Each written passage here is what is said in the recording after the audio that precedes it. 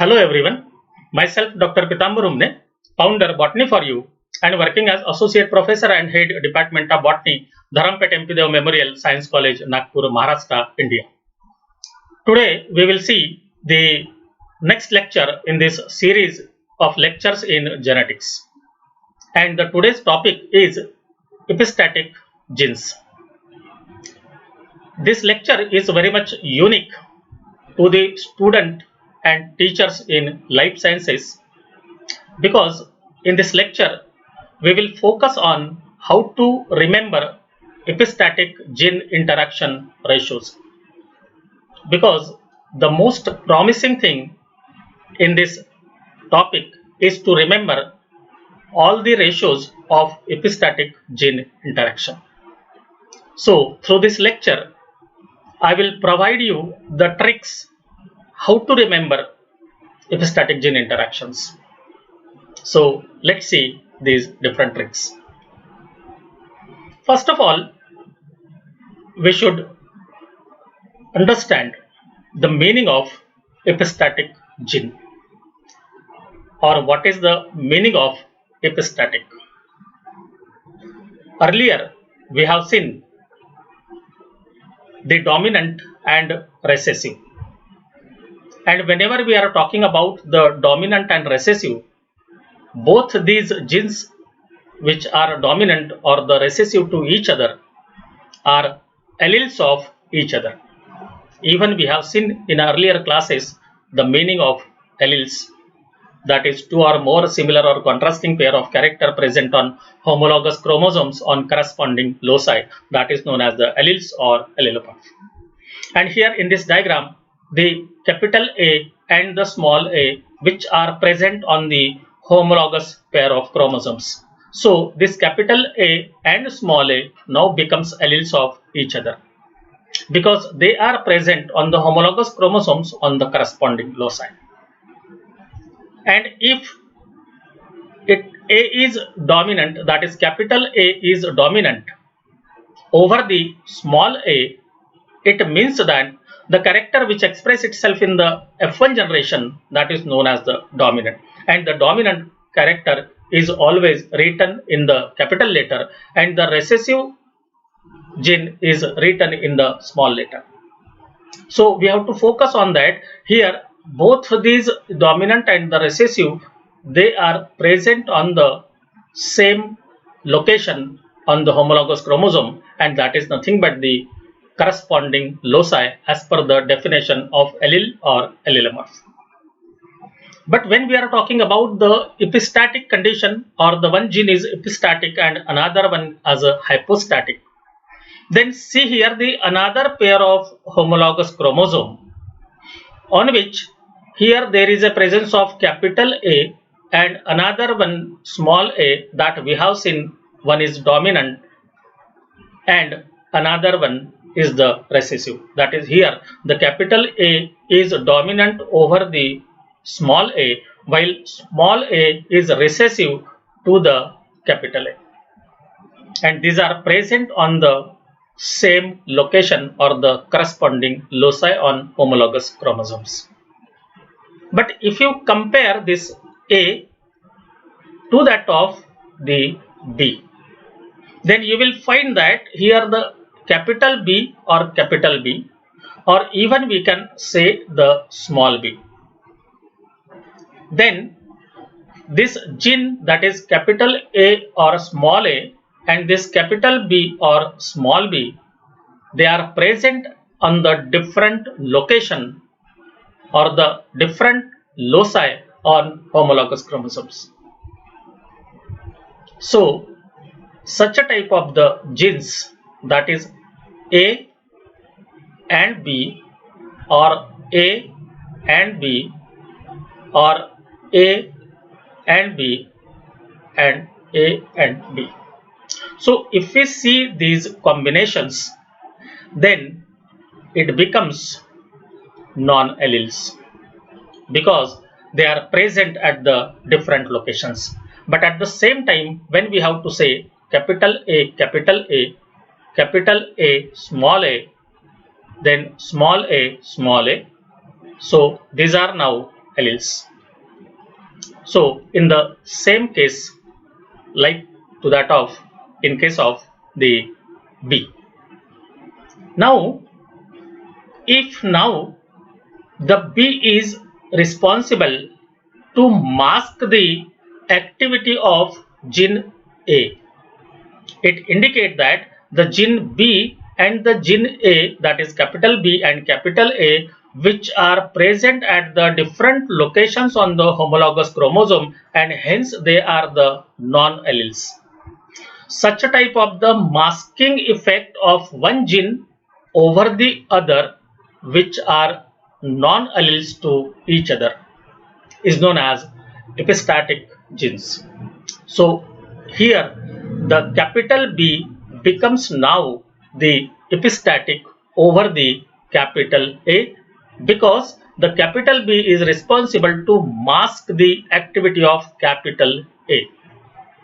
But at the same time, when we are talking about the A and B, the capital A is hypostatic to the capital B, because the activity of the A is masked by the activity of B, and hence here the B is epistatic while the A is hypostatic.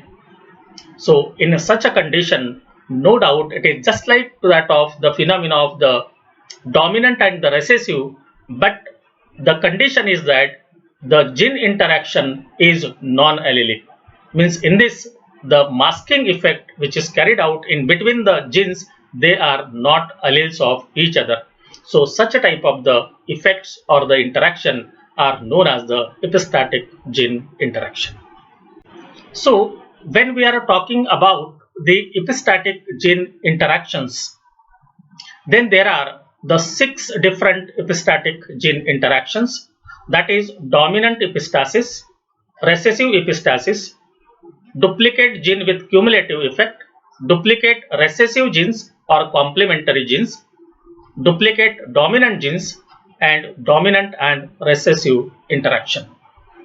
And the ratios are 12:3:1, 9:3:4, 9:6:1, 9:7, 15:1, and 13:3 respectively.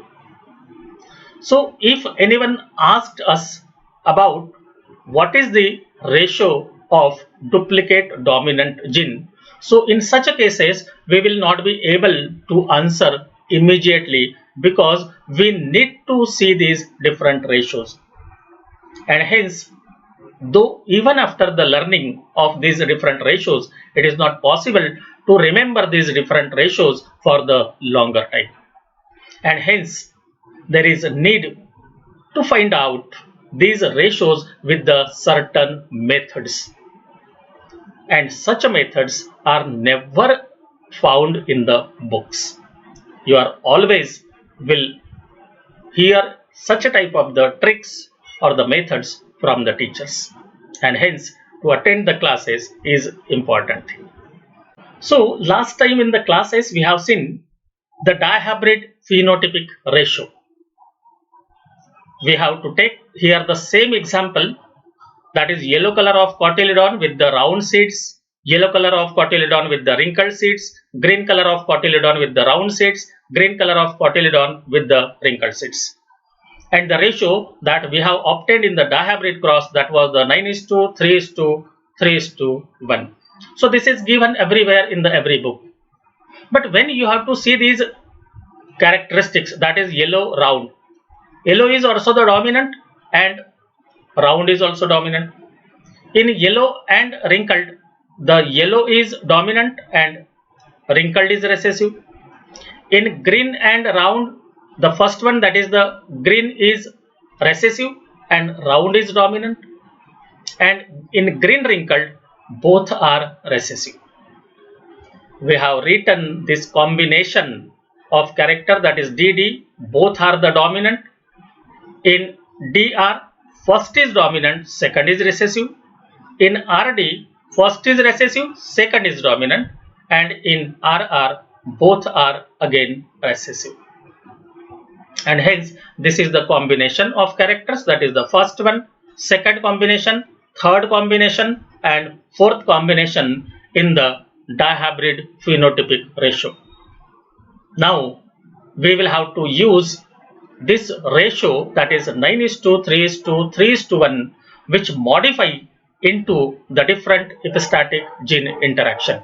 So how this ratio get modified into the different epistatic gene ratio, we will see one by one. The first one, that is the dominant epistasis, and the ratio is 12:3:1. So how we have to calculate or find out the 12:3:1 in the dominant epistasis? So first one, we have see the first position of all these four. In all four combinations, we find that the first position in which the dominant is there, this is first one, and this is again the first position where there is a dominant character. So if see these two different positions, that is first one position and the second one position, in which the first character is in a dominant condition. So we have to add these two, that is 9 plus 3 equal to 12 is to 3:1, and hence our ratio becomes now 12:3:1. So with this simple trick, we can find out the ratio of dominant epistasis. Second one, that is recessive epistasis. Again, we will have to use the same trick. We'll see the first position where the recessive character is present, and in a last two, that is this is the first one and this one is the second one, here we find that the recessive is present at the first position. So we have to combine this third and the fourth position, that is 3 plus 1. So it becomes now 4. So 9:3:4. So that becomes now the ratio of recessive epistasis. In the third case, that is duplicate gene with cumulative effect, and the ratio is 9:6:1. You have to focus on now the word duplicate. If we see this DD, DR, RD and RR, so you will find that the DR and RD, these are duplicates of each other or mirror images of each other. So we'll combine this second position and third position, that is 3 plus 3 is equal to the 6, and hence the ratio becomes 9:6:1. So that is the ratio of duplicate gene with the cumulative effect. So in this way, with the simple method, we can remember easily any ratio of the epistatic gene interaction. Then fourth one, that is duplicate recessive genes. Now we know the duplicate is nothing but the second position and third position, and recessive gene, the first position of the recessive is again here. So we'll combine this all three, that is the two are from the duplicate one and one is from the first position recessive one. So we will have the ratio, that is 9:7, that is 3 plus 3 plus 1 equal to 7. So 9:7 becomes the ratio for duplicate recessive gene interaction. The fifth one, that is duplicate dominant gene interaction. So again the duplicate, these two, that is the second position and third position, and the first position dominant is remain here.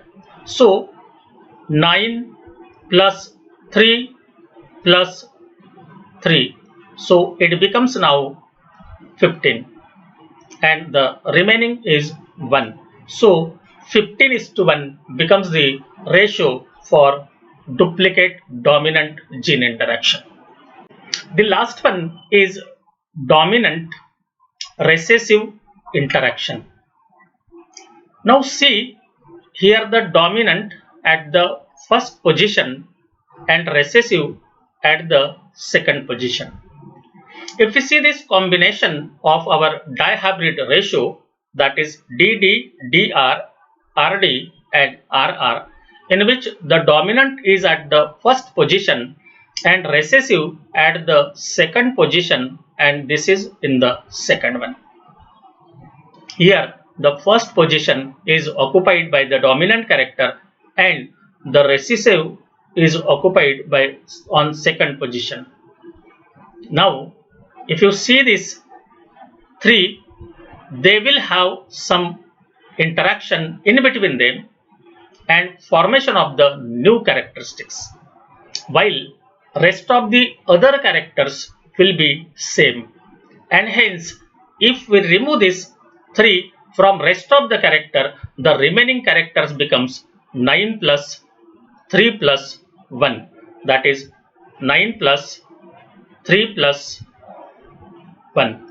So the total becomes 13, and hence here 13:3 becomes the ratio for dominant recessive interaction of genes in epistatic gene interaction. So I am hopeful that you must like this type of the trick to remember the different ratios of epistatic gene interaction. If you like this, then kindly like, share and subscribe our YouTube channel Botany for You, and also press bell icon for the alerts of every lecture to be uploaded on different life sciences titles. Thanks a lot once again.